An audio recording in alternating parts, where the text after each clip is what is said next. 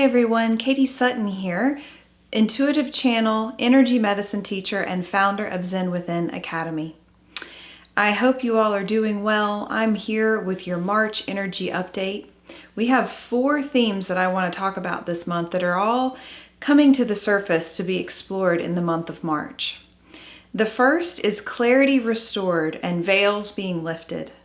The second is claiming choice and empowerment.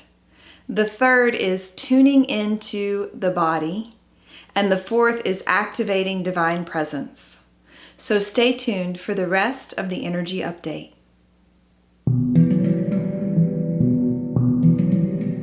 Hi everyone, I hope you're doing really well. I can't believe we've already made it to March of 2021. I know that February was a challenging month for many of you. It was certainly challenging for me. When the topics for February came in and it was all about self-love and multidimensional healing, I knew we were in for kind of a wild ride. And, you know, February was very much about dropping into the self and understanding self, but also we received so many energetic downloads. The Schumann resonance, the earth resonance frequency was off the chart many days. And it seemed like in February we kept getting upgrade after upgrade after upgrade. And so this month we're going to see a bit of a shift in really starting to come out of some of the transformation that we've been in for the last year or so here on this planet. And so the first theme that I want to talk with you about is this idea of clarity being restored and veils being lifted. So, you know, we have been in a situation with this pandemic where it's been very challenging to know what steps to take next. So much around us has been changing and there's been so much uncertainty that what I've noticed with many of my clients and even with myself is that there's been a bit of a feeling of stuckness or analysis paralysis, and we haven't been sure how to move forward. And one of the first themes that I see popping up in March is this idea that clarity is going to return and that certain veils or maybe fear-based lenses or ways that we've been looking at the world maybe in a hopeless way are going to start to shift. And I hope that that's good news for many of you.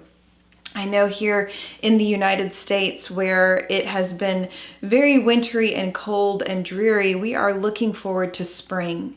And, you know, with spring comes clarity and comes this idea of rebirth. And so this theme of clarity being restored and veils being lifted is really about looking into those parts of your life or those areas where you felt like it wasn't time to move forward yet, or you weren't sure what steps to take next, and really sitting with those aspects of your life and opening up to divine clarity.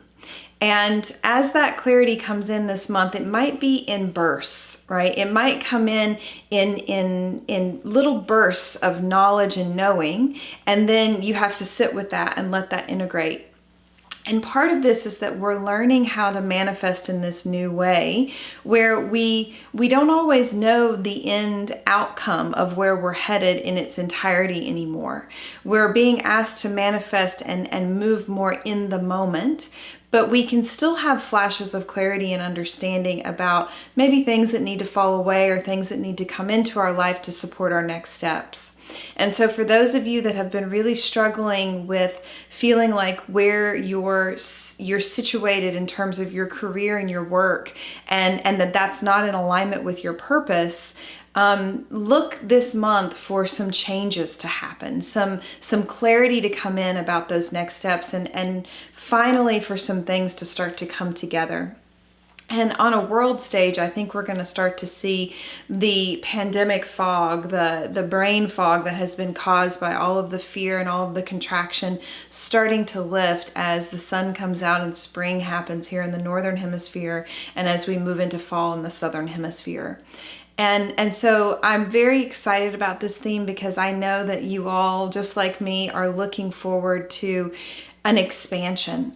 We've had a year-long contraction and we're just starting to have the beginnings now of what it's going to look like on the other side and what that expansion is going to feel like. And I think that this is going to be very personal for each of you. And so just pay really close attention when the clarity comes in, make note of it, and see if you can anchor it. And that takes me into the second theme, which is this idea of claiming choice and empowerment. So you hear me talk a lot about this idea of being really in our truth and in our integrity, and that propelling us forward on our path. And, when these moments of clarity come in, it's very, very easy to have that knowing and then look to everybody around you to confirm it, or attune to everybody around you and realize, oh, well, this clarity that I have, it might impact this person and I don't know how they're going to like it. And so maybe I'm just not going to take that next step, even though I have crystal clear clarity on where I want to go next. And I really feel that this month's energy here in March is going to set us up for an ability to deeply claim our choice and our empowerment.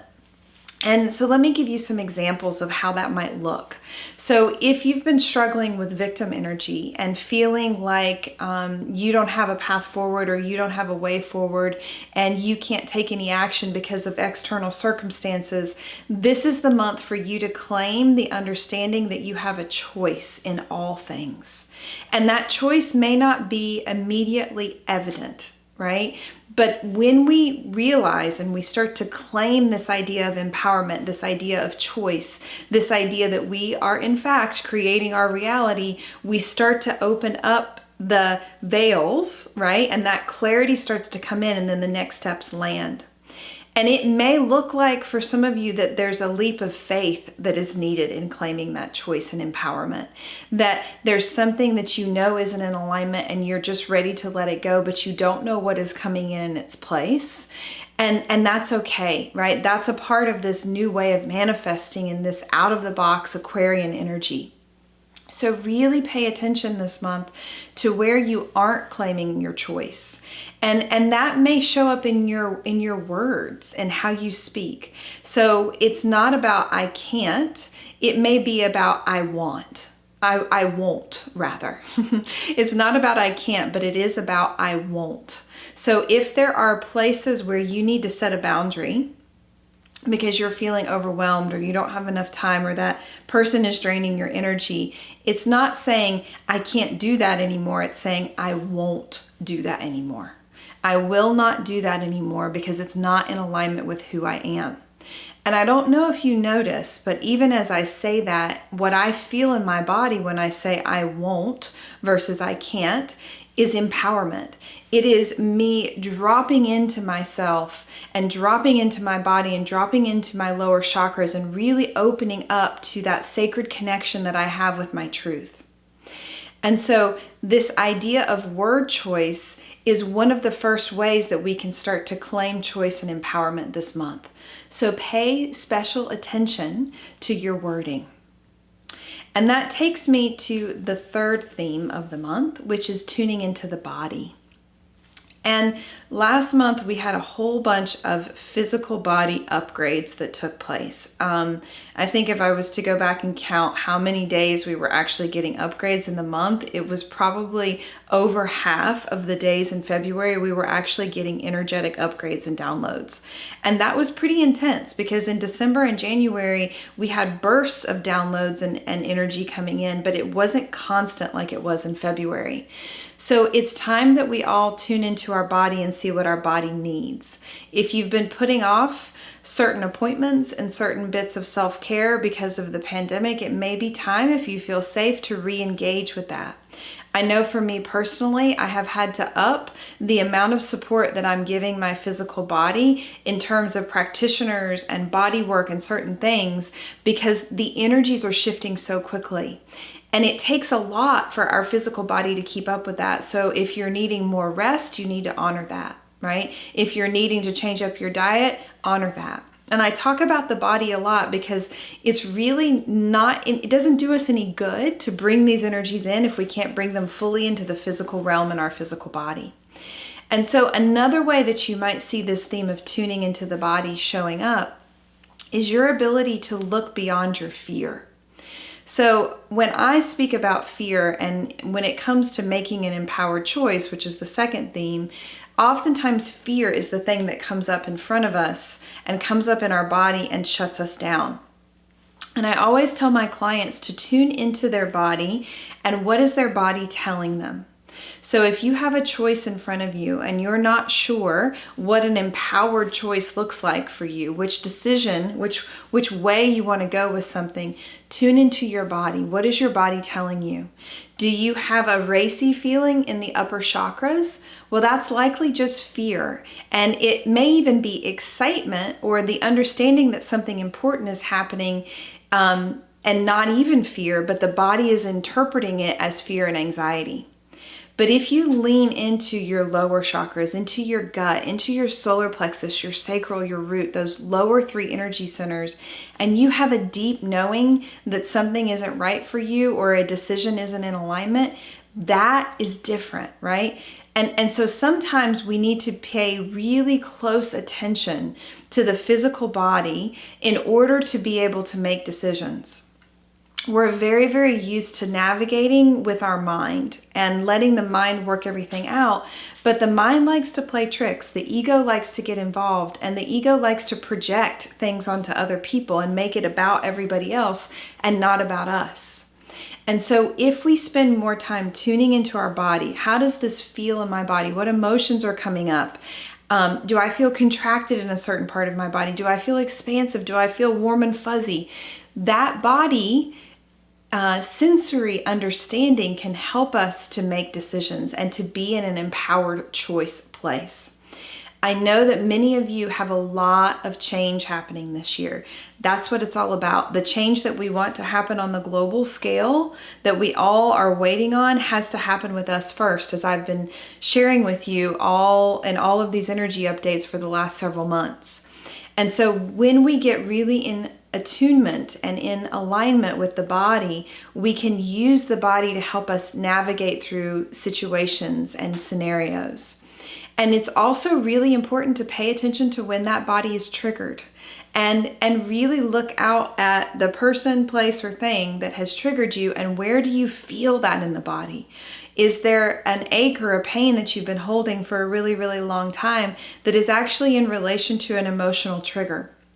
Because we have more access now to heal the body at a deep level. I have a ton of clients coming into me, and this started about like a week ago, that are showing up with really deep chronic body issues that they kind of have lived with, right? There's an assumption, oh, well, this is just how I am. This is just how I feel. And the downside to that, besides the fact that maybe they're in pain and they're living with something that's chronic, is that when we have something and we just accept it as a truth, and it's a pain or a disease or something going on with our body, we actually are kind of disconnecting from that part of our body. We're disassociating a little bit and not being fully present and grounded in ourselves, and that's how we are able to cope with the thing that's out of balance. And so it doesn't mean that we want to tune into the body and like really focus on every ache and pain and everything that's going on and hyper focus, but we do want to pay attention. We do want to start to cultivate a conversation with the body about what it needs and really, really connect into that deep knowing that the body itself carries. So that's a really, really important theme, and it's going to probably continue to pop up in other ways as we move throughout the year, because as I said, these integrations and these downloads that are coming in are getting stronger and stronger, and they're moving even faster. We're accelerating. Our timetable of our evolution in consciousness is accelerating at such a fast pace now that we really have to pay attention to the body. And so the fourth theme of the month, which is I think the most important theme, is all about activating divine presence.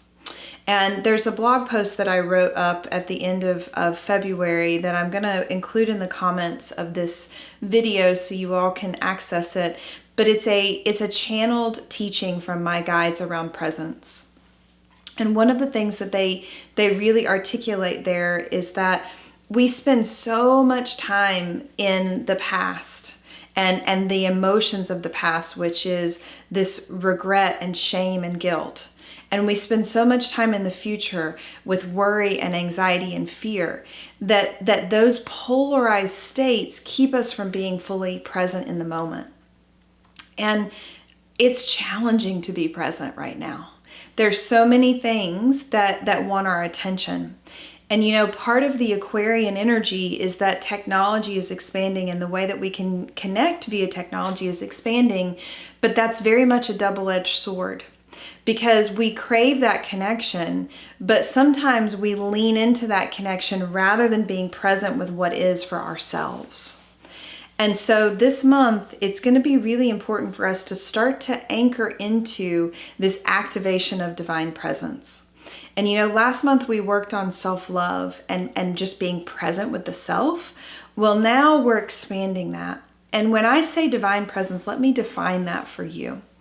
It could also be translated as feminine frequency, as divine feminine frequency. And to define that further, it's the art of being. And we have attached so much of our value to doing, especially here in the United States, that we forget that there is value in the being, that there is value in just being present with what is. And so when we activate divine presence, and this has been happening to me at very interesting times, almost randomly, I will drop into this frequency of divine presence. And it's almost as if I'm just in a state of stasis. I'm very aware of the energy in my field. I'm very aware of what's happening around me. I'm very in my body, but I'm super present in the moment. And what happens when I drop into this space is the first thing that happens is my whole body relaxes. And that frequency of presence, it feels like bliss. That might be another word for what I'm talking about. It's maybe the activation of divine bliss. And it is the most relaxing frequency I've ever felt. I wish that I could take what I have felt in my body and just vocalize it in words to give you that feeling as I'm speaking about it. And maybe some of you can if you're empathic like me. And the closest thing I've been able to relate it to is it's this idea of putting on a big warm sweater and having a cup of warm tea in your hands and just looking at the fire. And you're so present in yourself, but in connection with that fire that you're able to just drop into an expanded state of consciousness. And this is what we're after when we go into meditation. But so many of us don't ever get there because we don't allow our minds to wander. And so one of the keys to cultivating and activating this divine presence is not to try to control the mind. Almost allow the mind to do its own thing and just choose a moment to be still.